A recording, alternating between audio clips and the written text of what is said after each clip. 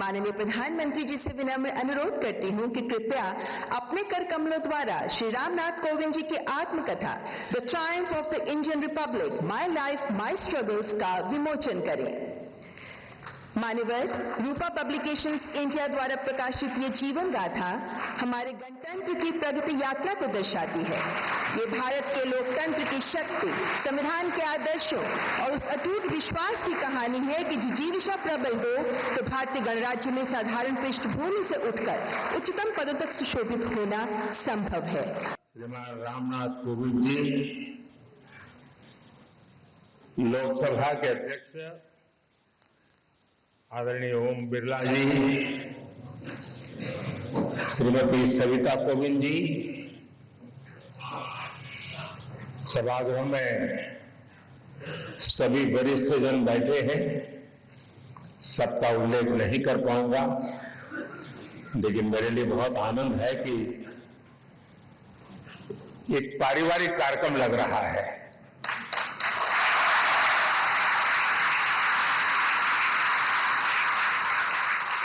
भाइयों बहनों,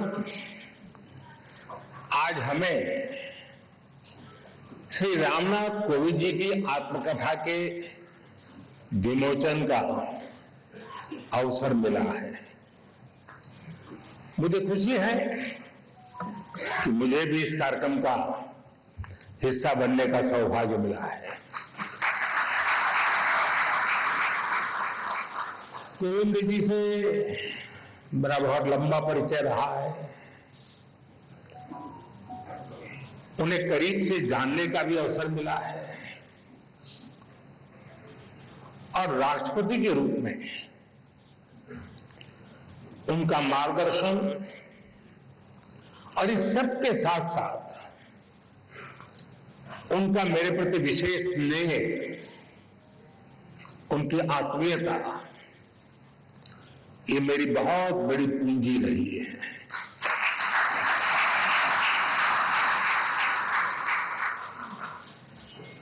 मैंने उनके जीवन को जितना समझा है, उनकी कार्यक्षमताओं को जितना जाना है, मैं पूरे विश्वास से कह सकता हूं कि श्री रामनाथ कोविंद जी की ऑटोबायोग्राफी अपने आप में भारतीय लोकतंत्र और भारतीय समाज के लिए एक धरोहर बनेगी।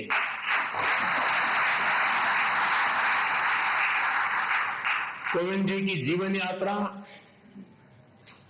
समाज और राष्ट्र के लिए उनका योगदान, ऐसा कितना कुछ है जिसके बारे में मैं विस्तार से बात कर सकता हूं, लेकिन बुक रिलीज में केवल कर्टन रेजर ही होना चाहिए। आप सब किताब का पूरा लाभ पढ़कर ही लें तो ही ज्यादा अच्छा है।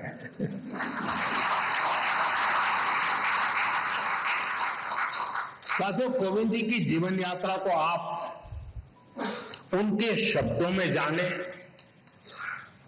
उनकी लेखनी को, उनके अनुभवों को देश की नई पीढ़ी पढ़े, इससे हर किसी को काफी कुछ सीखने को मिलेगा। मैं रामनाथ कोविंद जी को इस आत्मकथा के लिए बहुत बहुत बधाई देता हूं। साथियों, कोविंद जी ने अपनी इस पुस्तक को बहुत ही सटीक नाम दिया है, Triumph of the Indian Republic, my life my struggles. कहने का भाव ये कि जीवन और जीवन के संघर्ष उनके व्यक्तिगत है, लेकिन उन संघर्षों के परिणाम स्वरूप मिली जीत भारत के गणतंत्र की है, भारत के लोकतंत्र की है। साथियों, हम सब अक्सर अनुभव करते हैं कि इंसान का एक स्वभाव होता है, लोग अपनी सफलता का श्रेय खुद को देते हैं और जीवन की मुश्किलों के लिए, कठिनाइयों के लिए समाज को जिम्मेदार ठहराते हैं। लेकिन जब हृदय उदार हो, भारतीय संस्कार हो, तब व्यक्ति समाज की कमियां निकालने में समय नहीं गंवाता। वो उसके सकारात्मक पक्ष पर फोकस करता है। वो अपनी सफलता में समाज को बराबर का भागीदार मानता है। कोविंद जी की आत्मकथा और उसका शीर्षक इसके उदाहरण है। आप उनका जीवन देखिए। एक बेहद सामान्य परिवार में, कानपुर देहात में उनका जन्म हुआ। कोविंद जी ने अभी भी कुछ वर्णन किया और अपनी किताब में भी लिखा है कैसे गर्मी के मौसम में एक दिन उनके घर में आग लग गई। उनकी मां अपनी चिंता छोड़कर घर की चीजों को बचा रही थी। आखिर एक सामान्य परिवार में मां के लिए एक एक चीज बच्चों के पालन पोषण का जरिया होती है। उसी कोशिश में आग में फंसकर उनकी माताजी की मृत्यु हो गई।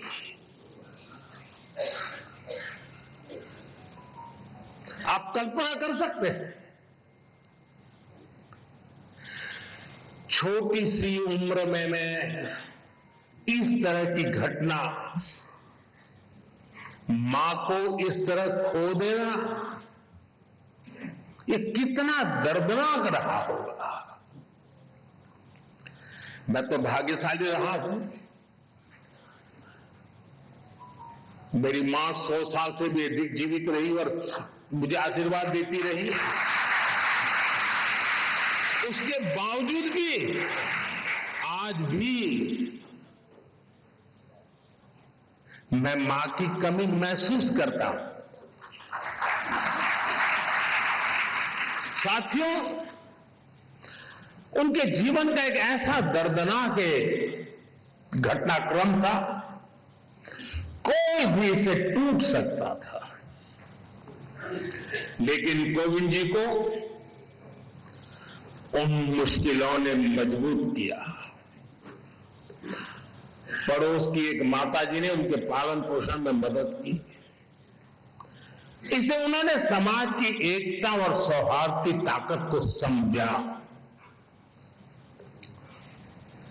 इस घटना के बाद कोविंद जी के जीवन में उनके पिता की भूमिका और बड़ी हो गई और जिस तरह से उन्होंने अपने परिवार को संभाला,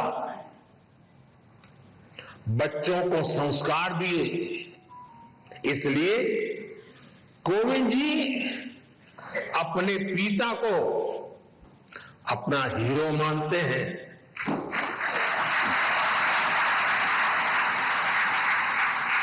साथियों, बचपन के इन संघर्षों के बीच कोविंद जी ने शिक्षा को अपने सामर्थ्य को बढ़ाने का मार्ग बनाया। उन्होंने मेहनत की। उन्होंने संसाधनों की कमी को कमजोर नहीं बनने दिया और एक ऐसे मुकाम तक पहुंचे जिसकी कल्पना भी तब लोगों ने नहीं की होगी। वो भारत जैसे विशाल देश के राष्ट्रपति बने। साथियों, इतने बड़े पद पर पहुंचने के बाद भी कोविंद जी का विनम्र व्यक्तित्व, उनकी सादगी ऐसे ही कायम रही। मुझे याद है प्रधानमंत्री के तौर पर मैं राष्ट्रपति भवन में उनसे मिलने जाता था। प्रोटोकॉल के हिसाब से जो बातें नहीं हो सकती हैं वो बातें वो करते थे। वो प्रधानमंत्री को छोड़ने के लिए गाड़ी के दरवाजे तक आते थे।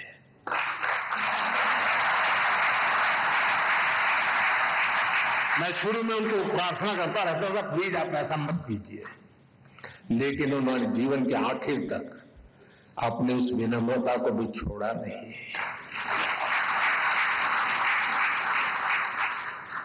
राष्ट्रपति बनने के बाद जब अपने गांव परौंक गए तो उन्होंने वहां अपने गुरुओं के पैर छूकर उन्हें प्रणाम किया। गांव की मिट्टी को नमन करके उन्होंने गांव के सामान्य लोगों का धन्यवाद किया। पूरे देश ने वो भावुक दृश्य देखा था। उनके इस आचरण ने दुनिया के सामने भारत के संस्कारों की ऐसी तस्वीर सामने रखी जिस पर हर भारतवासी गर्व करता है।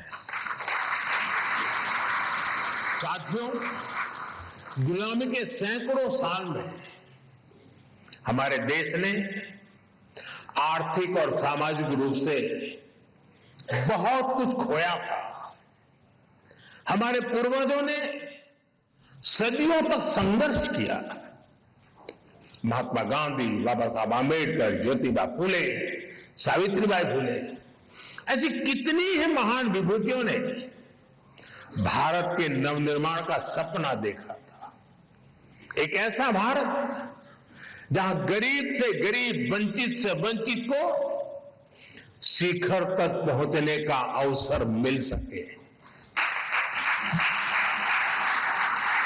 कोविंद जी जैसे व्यक्तित्वों ने अपने श्रम और काबिलियत से केवल खुद का जीवन ही बदला इतना नहीं है, उन्होंने सदियों के उन स्वप्नों को, उस विजन को भी साकार करने में अपनी अहम भूमिका निभाई है।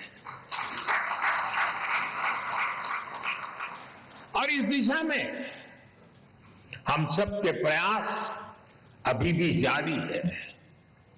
हमें भविष्य में कोविंद जी जैसे अनेकों युवा चाहिए जो परेशानियों से परास्त न हो,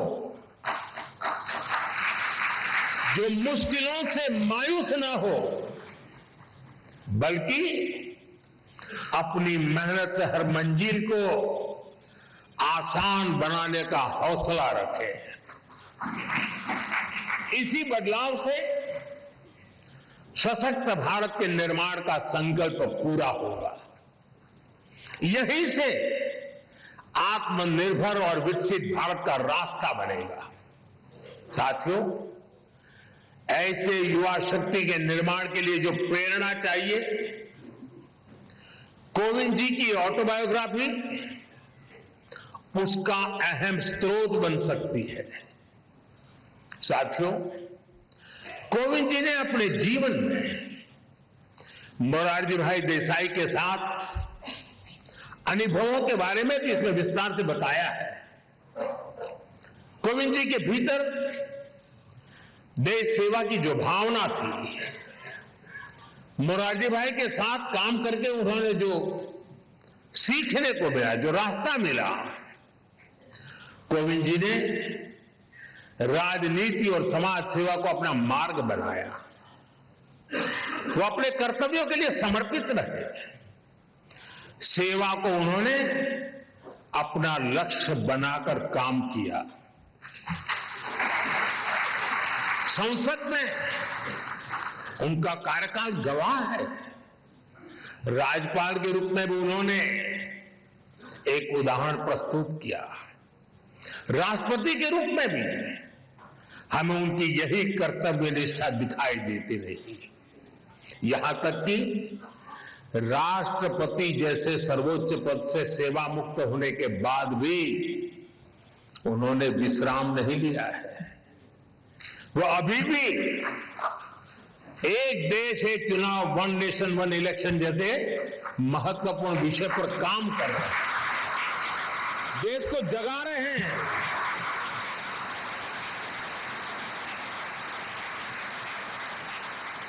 ये एक ऐसा विषय है जिसका समाधान देश के लोकतंत्र का नया अध्याय शुरू कर सकता है।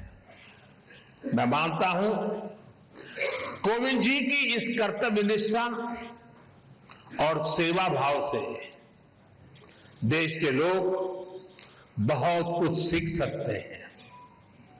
साथियों, सामाजिक जीवन में सक्रिय रहते हुए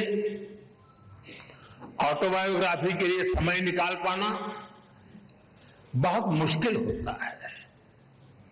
कोविंद जी ने ये काम हम सबके लिए किया है, क्योंकि उनके जीवन में ऐसा कितना कुछ है जिसमें गरीब वंचित तबके से आए तमाम लोग अपने जीवन की परछाई देख सकते हैं। कैसे एक साधारण परिवार मुश्किल हालातों में भी जीवन की शुचिता और ईमानदारी से समझौता नहीं करता। कैसे वही आदर्श आगे चलकर हमारे जीवन का आधार बनते हैं। हमारे कठिन समय के मूल्य किस तरह जीवन भर में हमें रोशनी देते रहते हैं।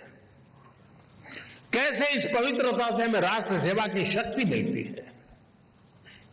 अलग अलग पदों का दायित्व निभाते हुए कोविंद जी ने समाज को निरंतर इसकी प्रेरणा दी है। साथियों, मुझे विश्वास है कोविंद जी की ऑटोबायोग्राफी इसमें उनके जीवन की ही नहीं बल्कि हमारे लोकतंत्र की भी अहम स्मृतियां सुरक्षित होंगी। मैं एक बार फिर उन्हें उनकी आत्मकथा के लिए शुभकामनाएं देता हूं और मैं खास करके युवा पीढ़ी से आग्रह करूंगा, रील का जमाना है,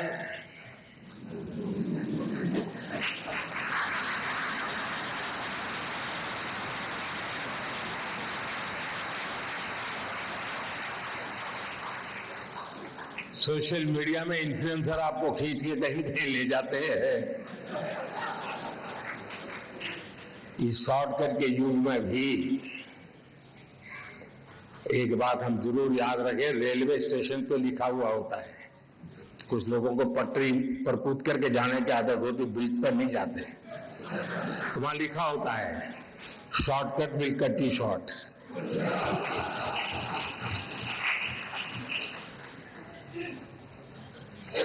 और अगर शॉर्टकट के रास्ते से भी कहीं बाहर निकलना है तो मैं नौजवानों को कहूंगा, आपको जिसका भी पसंद हो ऑटोबायोग्राफी जरूर पढ़ें।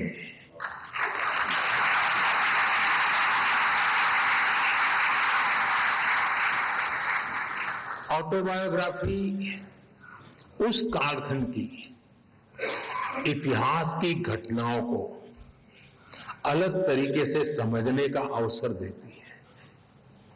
इतिहास से काफी निकट होता है वो कालखंड बायोग्राफी का, और इसलिए मैं जरूर चाहूंगा